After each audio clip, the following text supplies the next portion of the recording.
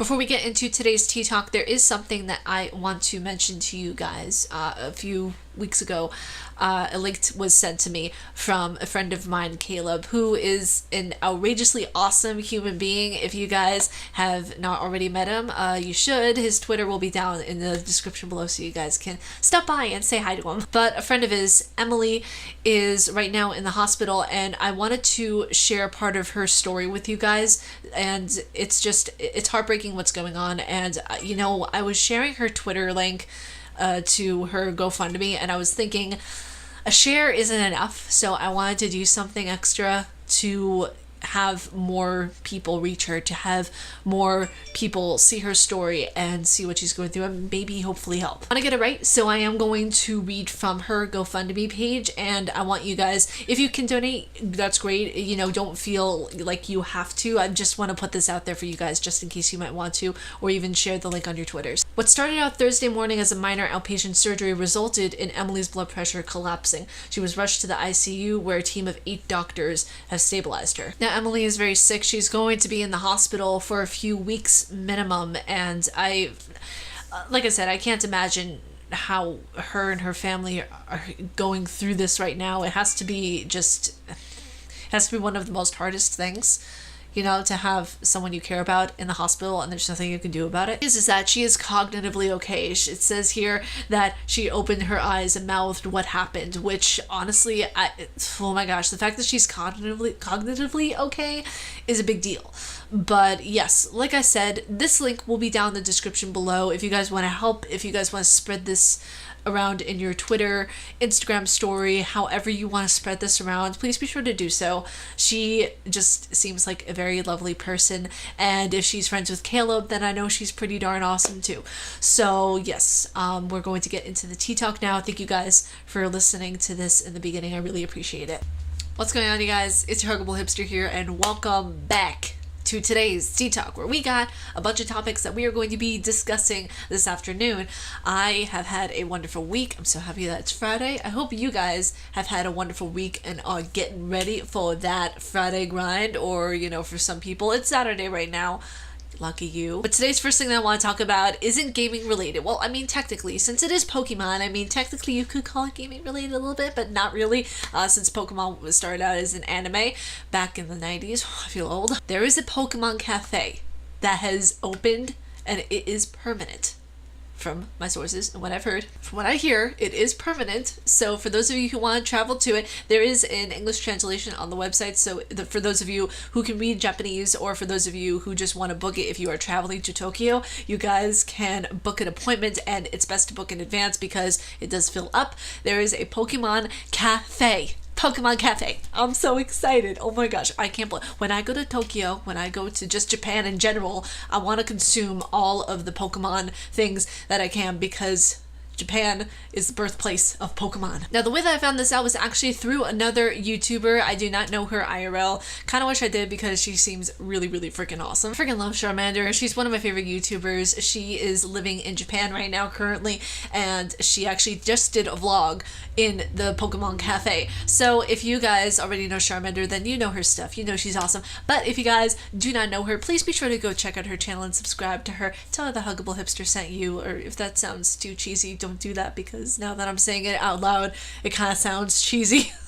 But she's a really awesome human. I love her content. I love how just down to earth and freaking humble she is. But it's freaking adorable. Like the things that are in the cafe, I'll throw up a few pictures here, that way you guys can see it. It's absolutely so cute. They have different foods, they have different desserts, different kinds of drinks and teas and all that. Oh, and speaking of drinks, if you guys are getting any of their coffee selections, just be aware that they don't have soy milk, so if you're a vegan, you won't be able to have any of the little cappuccinos and everything that they have. So that's kind of a bummer, but other than that, I feel like it's such an adorable spot. It's such a cute little idea and thing to have, especially if you're a tourist and you're going there and you want to have some fun. But let's go on to the next topic, which is, you guessed it, some gaming. So the next thing that we are going to be discussing in today's video is about Kojima's new game, Death Stranding. Now, I have a few things to say about this. There were already pictures released, there was a trailer released, which actually we're gonna watch here right now.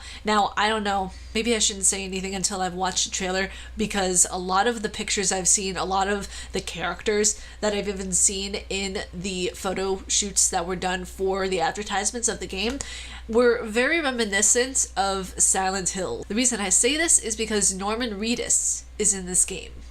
So for me, it kind of brings me back to when they did the whole promo and demo of Silent Hills for the PS4 exclusive, which actually this game is also going to be a PS4 exclusive as well, you lucky bastards. I'm really excited about this title, honestly. It's one of the things that makes me wish I had a PS4, because there's The Last of Us, there's going to be Death Stranding, and there's going to be all sorts of exclusive titles, which I find absolutely titillating to my gamer senses. But yeah, let's get into watching this trailer, and then I will let you guys know how I feel about this, because I really wanted to wait until the tea talk to really dive into it and really just, you know, see the trailer with you guys. All right, let's do this. I'm ready. Are you guys ready? I'm ready. Let's do this. Well, yeah. I had a special surprise prepped. Oh, it's a Japanese subtitle, so that doesn't help me. Looks to me like your hands are full. That looks so cool. We can always tweak the rules a bit. Whoa. It's Norman Reedus. Okay. I mean, those graphics, though.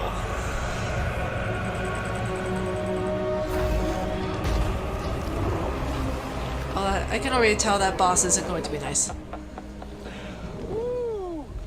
He looks hungry. All you gotta do to make it out alive is not get eaten. Sound like fun? Of course it does. Interesting. It just wants hugs. Death Stranding. This is the first time I've seen the trailer for any of it. Okay. So, what do I think of the trailer? I think that I'm just a little, I'm talking about a little smidge underwhelmed. I'm just a tiny bit underwhelmed. It looks like a fantastic game. Don't get me wrong. Don't be sounding off in the comments like, good, you don't know what you're talking about. But it's just, I don't know. When I'm thinking of Death Stranding, obviously, it looks like a survival post-apocalyptic thing. Now, the characters of these skull men creatures, they look pretty interesting, because I was told, and I also read in articles, that these are terrorists. So it's really an interesting concept to take whenever you're talking about terrorism and all that kind of thing. But I honestly feel like, and you know, don't don't get triggered at this, but I feel like you know, Kojima is trying to do what he couldn't do with Silent Hills, if that makes sense. And the thing is, I have so much respect for this guy. I mean, this is the dude who created Metal Gear Solid. This is the dude who created Silent Hill. Like, there's a brilliant mind going on over here. But with this, I feel like he's trying to, and honestly, whenever I saw Norman Reedus here in this game, I was like, oh, he's trying to do what he couldn't do with Silent Hills, so now he is kind of bringing in the character that was in the teaser to kind of, I don't know, recapture what he lost whenever he canceled the game, which, by the way, was one of the most outrageously stupid things that the company could have done.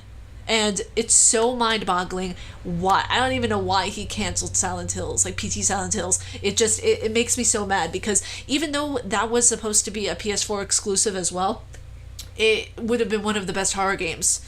It really would have. And again, this is a dude who created this entire horror franchise surrounding Silent Hill.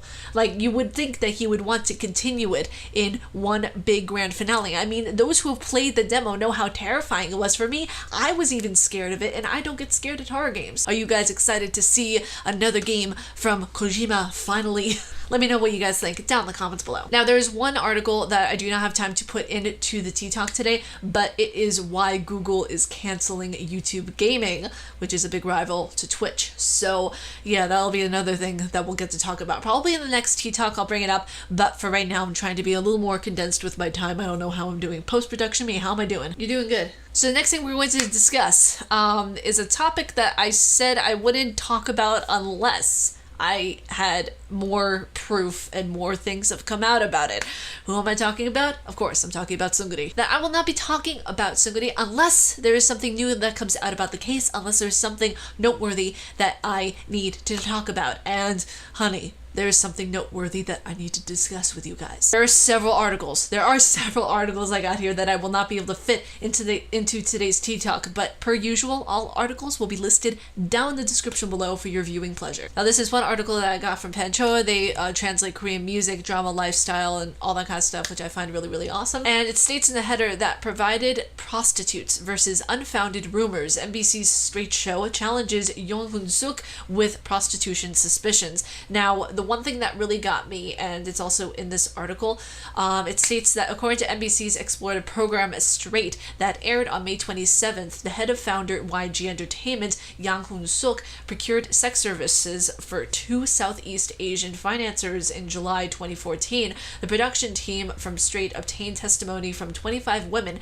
that were presented at the meeting who attended the reception that included Yang Hoon-suk, a famous singer and overseas financiers. Now, there is a sexual service called Madam Hyung, and this was the service that gave these women to the financiers that were provided by YG. A lot of people are saying that seungri had nothing to do with this, that it just, kind of went over his head, that he absolutely had, he had no idea about any of this that was going on. I think differently. Not going to go into all the reasons of why I think differently because I don't feel in the mood to trigger people right now. I kind of want to keep it peaceable down in the comments section for once.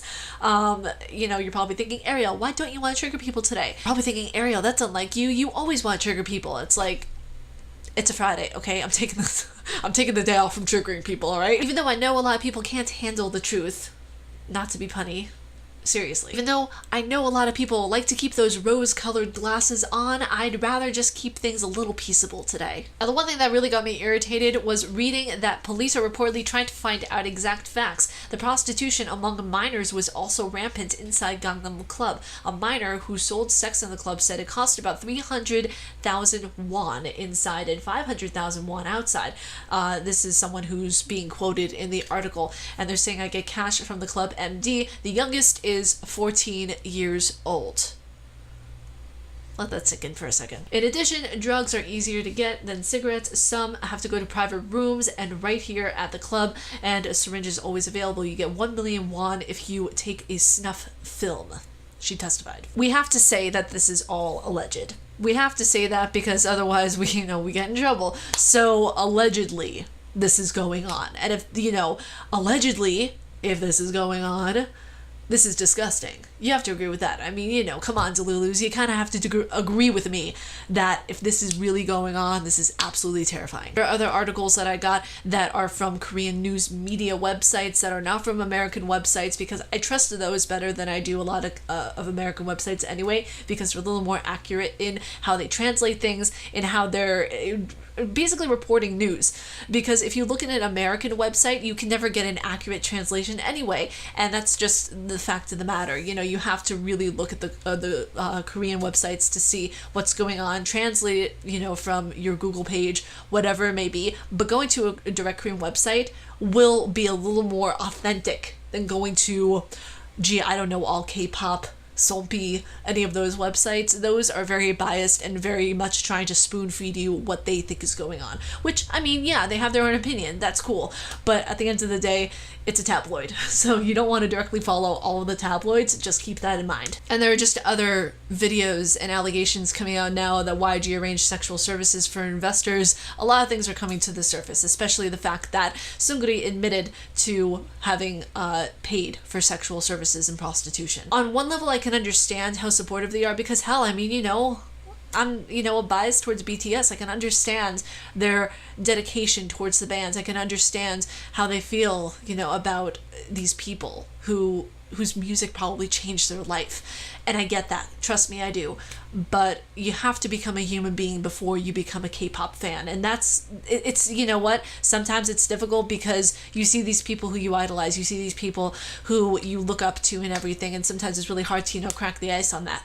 But you really need to put your humanity before music. But I hope you guys enjoyed today's tea talk. If you guys like my face and what I do, please be sure to subscribe and hit that bell down below, because it lets me know that you're getting my notifications. It lets me know that you guys like what I do on this channel. Stay casually nerdy, y'all, and I will talk to you in actually tomorrow's video, because tomorrow is the first day of Sim Saturday. Peace. That was a little bit too much of an aggressive peace, but peace.